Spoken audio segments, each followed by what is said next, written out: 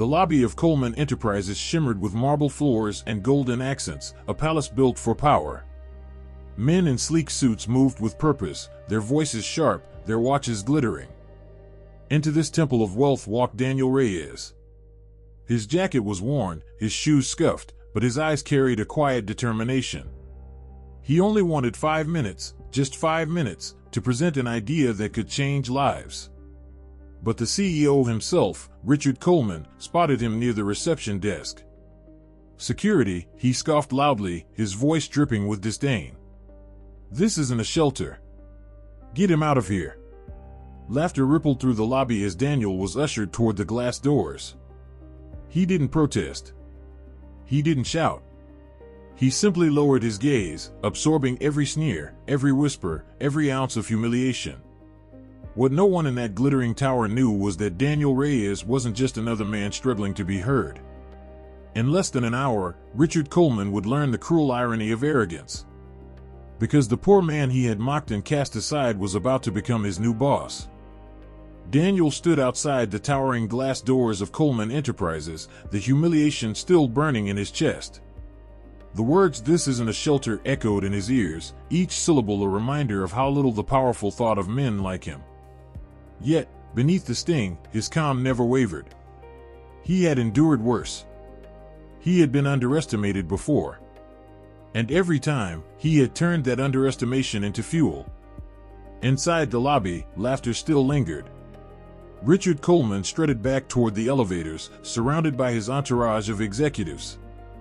They chuckled at his cruel joke, their expensive shoes clicking against the marble floors. One of them muttered, "Can you believe the nerve?" Thinking he could walk in here like he belonged. Richard smirked. People like that will always be on the outside looking in. Best they remember it. Daniel, however, hadn't come seeking charity.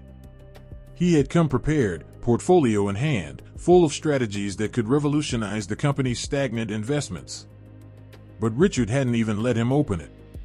To him, Daniel was nothing more than a nuisance, an eyesore in a palace of wealth. As Daniel walked away from the building, the guards exchanged smug glances. To them, the matter was closed, another desperate man dismissed, order restored to the pristine lobby. Yet none of them could see the quiet spark in Daniel's eyes, the spark of someone who knew exactly what cards he was holding. Across town, Daniel entered a smaller office building, humble in appearance compared to Coleman's tower. It was here that he met with his legal team and financial advisors. Papers were already spread across the conference table, contracts signed earlier that morning waiting for the final seal. Daniel removed his worn jacket, placed his portfolio on the desk, and smiled faintly. "Is everything ready?" he asked. His lead attorney nodded. "Yes, Mr. Reyes. Within the hour, you will officially hold majority ownership of Coleman Enterprises." Daniel took a deep breath. The irony wasn't lost on him. Just an hour earlier, Richard Coleman had mocked him as a nobody. In less than 60 minutes, that same man would be forced to look him in the eye and call him something entirely different, boss. Back at Coleman Enterprises, Richard's arrogance only grew. He strutted into the executive boardroom, barking orders at assistants and dismissing suggestions from his vice presidents. "Our numbers are solid," he declared, though deep down he knew profits had been slipping. "We don't need outsiders meddling in our affairs." The executives nodded, though uneasily.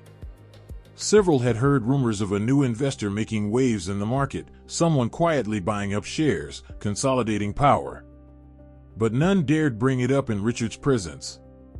His temper was quick, his ego fragile, and his pride monumental. Meanwhile, in the lobby, whispers began to circulate.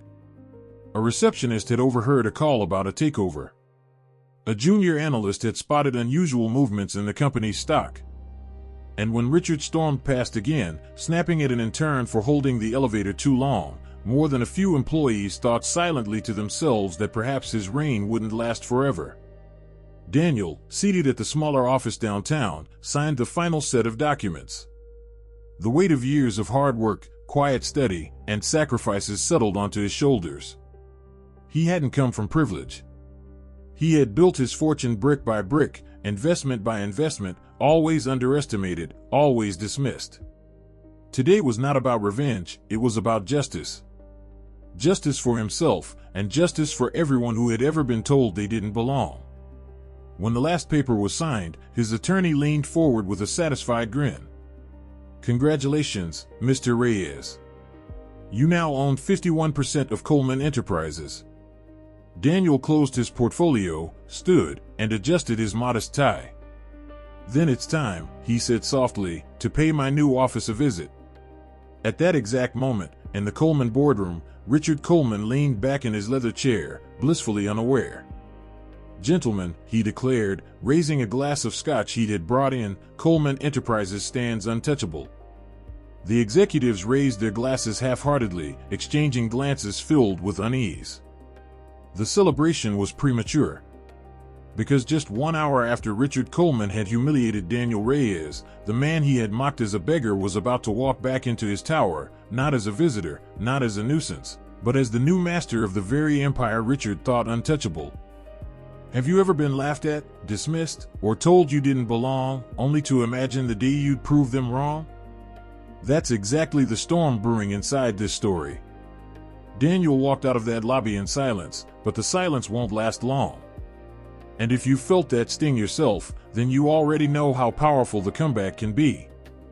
Before we get to the moment Richard Coleman's world flips upside down, take a second to hit that subscribe button. Here, every story is about turning arrogance into accountability and humiliation into triumph. You won't want to miss what comes next.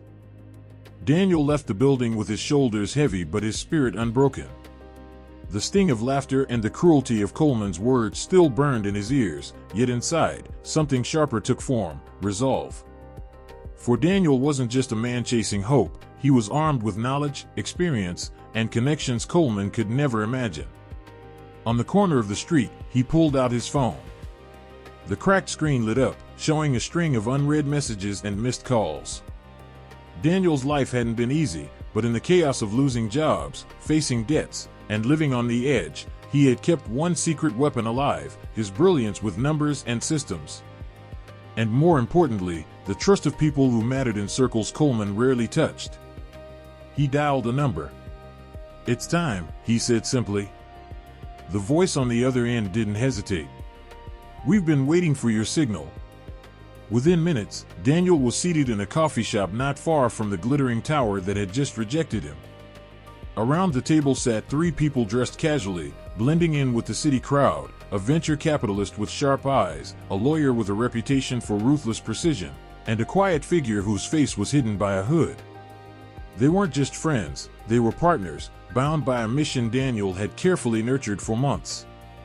"You saw how he treated you?" the lawyer asked, anger flashing in her tone. Daniel nodded, sipping his coffee slowly. "And I'm going to turn that arrogance into his downfall." Today, Richard Coleman made the biggest mistake of his career. The hooded figure finally spoke. "We have the paperwork ready. The buyout can be finalized within the hour if you give the go-ahead." Daniel leaned back, his mind replaying the moment Coleman had dismissed him in front of everyone. That sting now fueled every decision. Do it. Coleman thinks I'm nobody. Let's show him who really holds the power. While Coleman returned to his office, smug and unaware, phones buzzed and deals moved in the shadows. Shares shifted hands, signatures were signed digitally, and funds flowed with the speed only Daniel's allies could orchestrate. The humiliation that had seemed like the end of the road became the spark that ignited a takeover. Meanwhile, in the boardroom upstairs, Coleman boasted to his executives about the morning's incident. "Can you believe that man thought he could walk in here and speak to me? Ridiculous. People need to know their place." Laughter filled the room, but behind the polished mahogany table, a few uneasy glances were exchanged. Some directors had been approached quietly about new opportunities, about loyalty being rewarded in ways Coleman could not provide. By the time the clock struck noon, Coleman's phone rang. His assistant's voice trembled. "Sir, you need to see this." He stormed out of the boardroom, irritation clear on his face, and entered his office. On his desk lay a folder, documents of transfer, ownership stakes, and signatures from his most trusted investors. His empire, Coleman Enterprises, had been infiltrated from within. And stamped at the bottom, with quiet authority, was the name, Daniel Reyes. Coleman's jaw dropped. This is a joke. But it wasn't.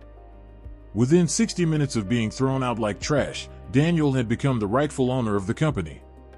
Security, who had mocked him earlier, now received instructions from a higher authority, his authority. The irony cut deep. The man Coleman had called worthless now controlled everything. As the news spread through the tower, whispers replaced laughter, and awe replaced disdain. Employees peeked from their desks, astonished by the reversal of fortune unfolding before them. Daniel walked back through the lobby, not with his head bowed, but with his shoulders squared and his eyes steady. No one dared to stop him this time. Every sneer had vanished, replaced by silence and curiosity. The same marble floors that had echoed his humiliation now bore witness to his triumph. And high above, in the CEO's office, Richard Coleman sat pale and trembling, as the realization settled like a stone in his chest. The poor man he had mocked was now his boss. The silence after Daniel's revelation seemed to stretch forever. For a long moment, the only sound in the vast boardroom was the ticking of the ornate clock on the wall. Richard Coleman sat frozen, his once confident smirk gone, replaced by a pallor that betrayed shock and fear. The rest of the executives looked between Daniel and their soon-to-be former leader, uncertain of how to breathe, let alone respond. And then the applause began. It started with one cautious clap from the young intern who had been serving water at the meeting's edge.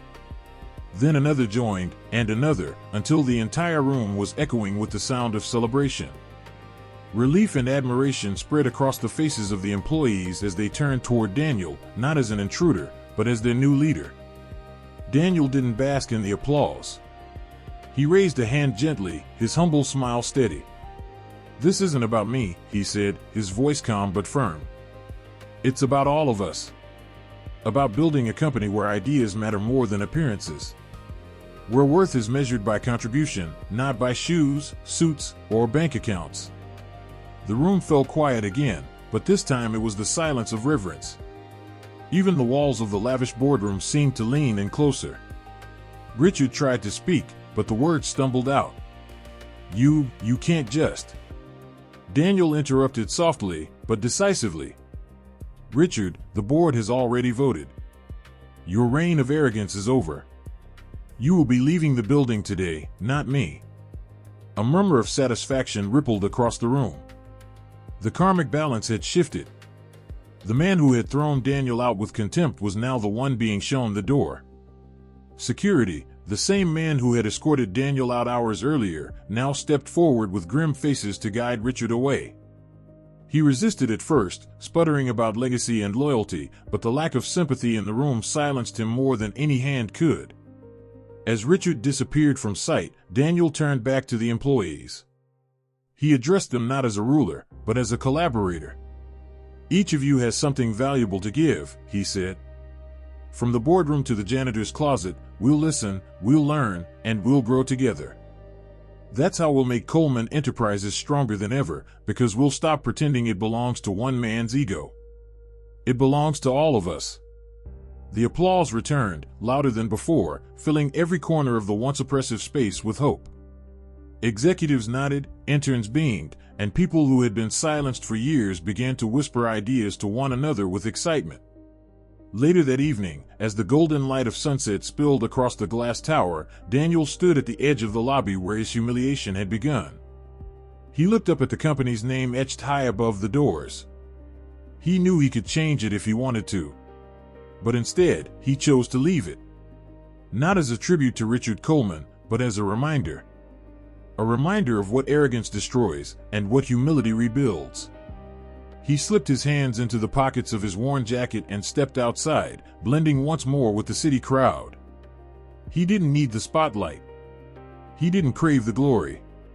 He had come for fairness, for justice, for dignity, and that was more than enough. Behind him, in the glittering tower, a new era had begun. And that's the power of humility meeting arrogance head-on. Daniel walked into that building ignored, dismissed, and humiliated, and walked out not just with respect, but with change in his hands. It's a reminder that appearances can fool the arrogant, but true worth always finds a way to shine through. Now I want to hear from you. Have you ever been underestimated, only to surprise everyone with what you could really do? Share your story in the comments. I'd love to read them, and so would the rest of this community. Let's make this space one where victories, big or small, can inspire others to keep going. And if you enjoyed this story of justice and triumph, don't forget to follow the channel. More stories like this are coming, each one a celebration of resilience against arrogance. Stay tuned, because the next victory might just be yours.